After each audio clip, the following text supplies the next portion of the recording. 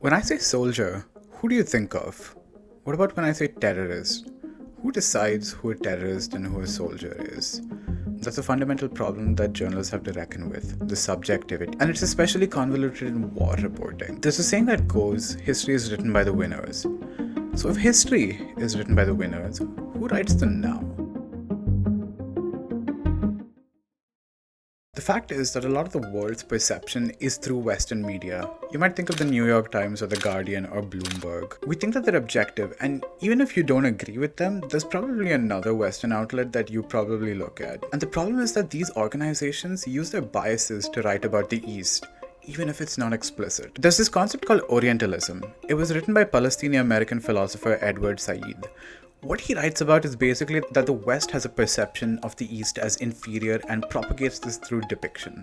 When you hear that stereotypical music in the background of a movie scene in a desert, or you hear about exotic beauty in Eastern women, those are examples of Orientalist depictions.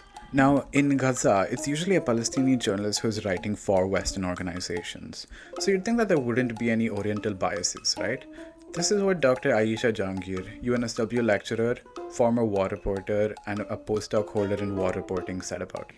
Of course, as we know that the Israeli government does not allow international media into Gaza, or West Bank for that matter.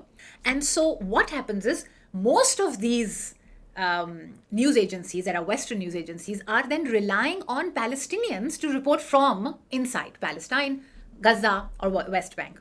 So it should not be looked at as if there is a favor that's being done to Palestinian journalists who are now becoming the voice. It is the other way around. It should be looked at as an exploitative relationship between the Western media trying to get, we are the first ones to bring you that news. Let's look at a case study of this. On the 20th of June, Israel killed Al Jazeera's cameraman Ahmed Wisha in a strike. This is how Western media organizations wrote their headlines.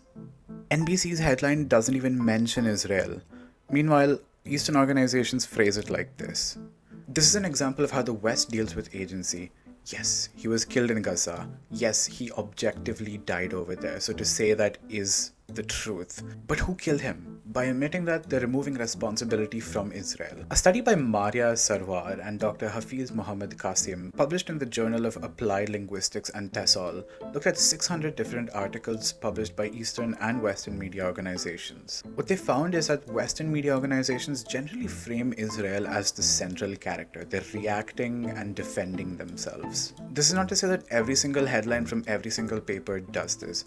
This is how the BBC reported on Ahmed Wisha's death, and this is how Al Jazeera did it themselves. The New York Post's only coverage of this was this. Ew, I know. The crux of this is that objectivity fails in war reportage because even in objectivity, there are choices that lead to Oriental bias. There's this concept called the medium is the message by Marshall McLuhan, and what it says is that the way something is said is equally as important as, if not more important, than the information itself. So the way Western media portrays objective facts in Gaza still shows Oriental bias. So there, these choices, these moral choices around the teleological and the deontological philosophies of duty and purpose come together to then decide, okay, I can be objective. I'm not putting my own opinion here, but am I being objective at the cost of accuracy, but also at the cost of distorting people's realities and creating a pseudo-reality where they think then that the oppressor is equal to the victim? The problem with this is the editorial hierarchy. Palestinian journalists do the ground reporting, and editors sitting in the UK, the US, or Australia, or anywhere else in the West, they edit it, and that's where the Oriental bias creeps back in. What self-determinism then does is enabling and creating spaces where communities and individuals tell their story in their words, with their people, about their people, the way they want to and the way it should be, where situated knowledge plays a very important role, like we were talking about that earlier as well. I agree with Dr. Jahangir. The ability to communicate your own story really is the best way to ensure that the world hears the truth. In the status quo, the Western media is propagating the failure of objectivity in Middle Eastern war reportage because of Oriental biases. This needs to change.